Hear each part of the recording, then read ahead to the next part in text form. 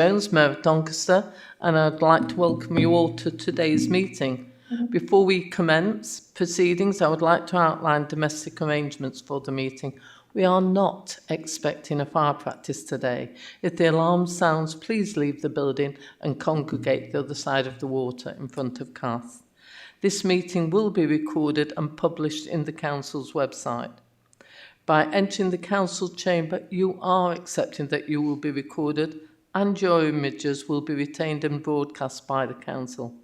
If anyone intends to record today's meeting, please ensure that this does not disturb the conduct of the meeting. Please ensure that your mobile phones are switched to silent mode. Thank you. I will now commence the meeting. Apologies for absence. We have no apologies for absence today.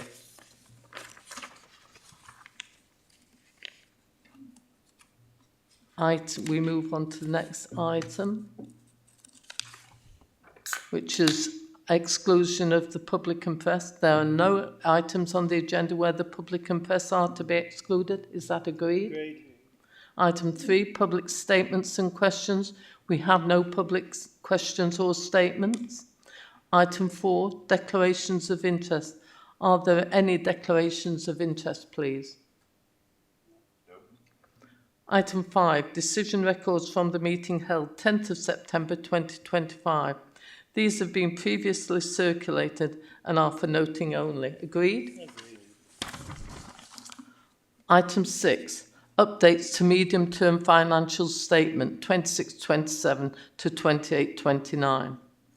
The purpose of this report is to review the medium-term financial strategy, which was approved in February as part of the budget process and sets out a balanced position. This update report is the first stage as we begin to prepare our budget for the next 3 years from April 2026 through to March 2029. As highlighted previously, Doncaster has seen its core spending power reduced by 20% in real terms since 2010, compared to an average of 15% for England, which equates to £294 reduction per resident. This report provides an update on the potential impact of the government's Fair Funding 2.0 proposals, estimated further price rises and emerging cost pressures. These assumptions will be used to inform our next steps. Further dedicated work will be undertaken to fully assess our estimated budget pressures and their impact on the medium-term financial strategy. In addition, we will update for changes resulting from the funding consultation and our provisional settlement to be received just before Christmas.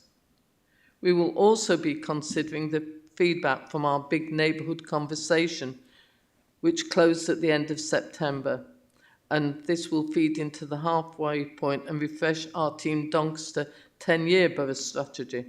This feedback will help us to deliver the improvements that matter most to the people of Doncaster. We are also introducing a radical efficiency and innovation programme that will set a frame for responding to our financial pressures, develop innovative efficiencies in service delivery, and ultimately better create the conditions for good outcomes to be achieved. While still in its early stages, the principles of having an improvement programme that targets key areas with consistent approach and a focus of wraparound support to ensure delivery in the future feels important to sit as part of our medium-term financial strategy. I must emphasise that this programme will be focused on improving outcomes rather than simply looking to cut costs. It will also focus on encouraging people to live healthier for longer and being able to stay in their own homes rather than going into care.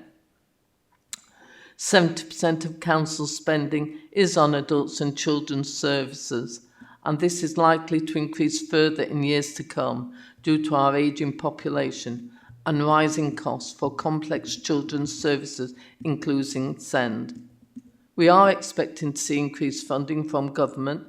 However, this will not fully cover the rising costs.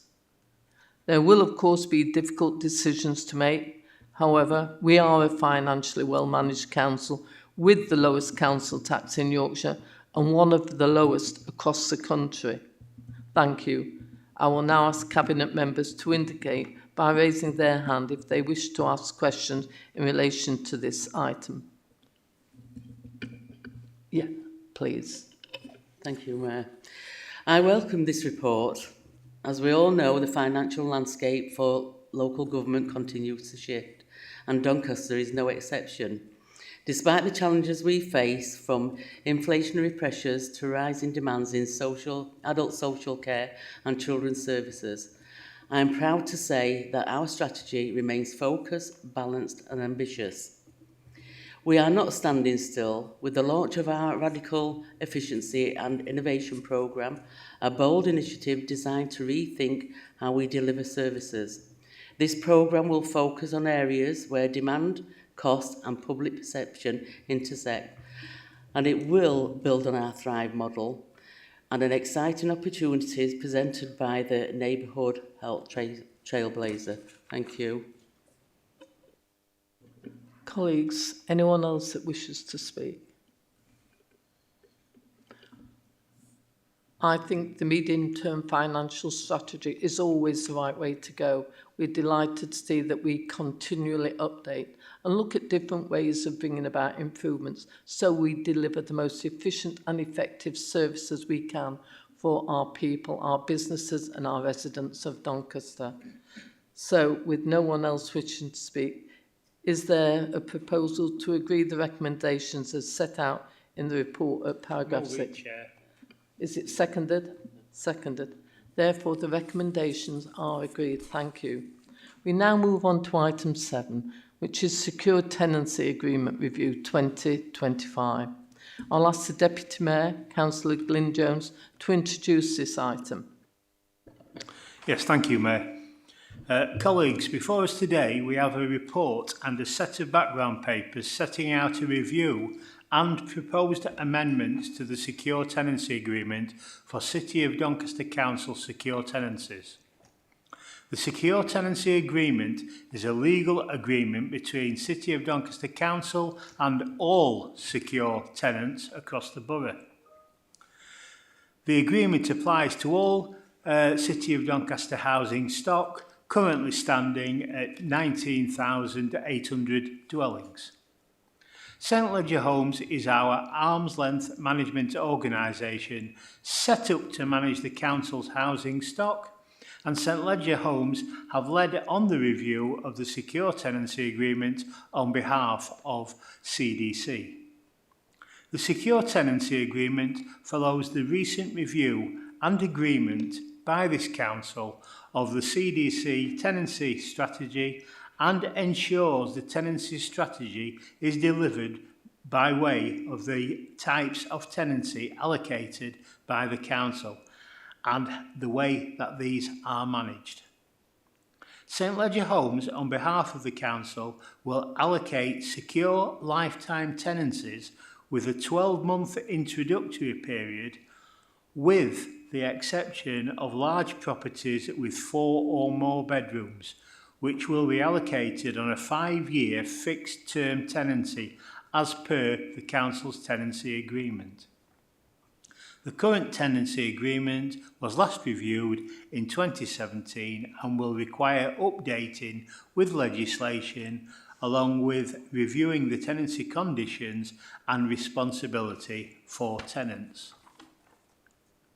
A summary of the changes are updating with new legislation such as the Domestic Abuse Act and General Data Protection Act.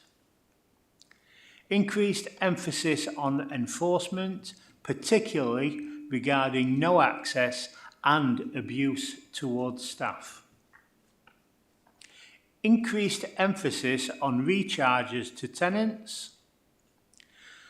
Successions spouse only as per the Localism Act unless the remaining family member can prove 5-year continuous residency. Moving from any day terminations to fixed day terminations in line with legislation. Simplifying and shortening the agreement to make it easier for tenants to understand. Extensive consultation has taken place regarding the proposed changes with tenants, partners and other organisation, and all the feedback has been considered and is set out in the report and background papers. It is proposed to implement these changes from the 1st of January 2026 with a robust plan to ensure tenants understand their tenancy conditions and abide by them, and also understand their rights. I ask that colleagues agree the changes and allow St Leger Homes to implement the new tenancy agreement as per the implementation plan and timescales. I recommend this to Cabinet Chair. Thank you.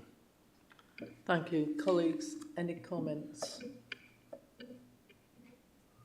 I've got one, and that is, I'm delighted to see that due regard is taken to the letters that we got back from Overview and Scrutiny, recommending that we look to widen the scope for other family members. And as you've actually just heard by the introduction by Councillor Jones, we've actually brought in that a family member would have to prove continuous living at the address for a 5-year period, but it does take into account what the recommendations of Overview and Scrutiny put forward, which I'm delighted to see. Colleagues, as I can see no one else putting that, is there a proposal to agree the recommendation set out in paragraph 3? Thank you. Seconded. Thank you. Therefore, the recommendations are agreed. Thank you very much for that. So with that, that takes us to the end of the agenda. I'd like to thank each and every one of you for attending, and I'll close the meeting. Thank you. Thank you.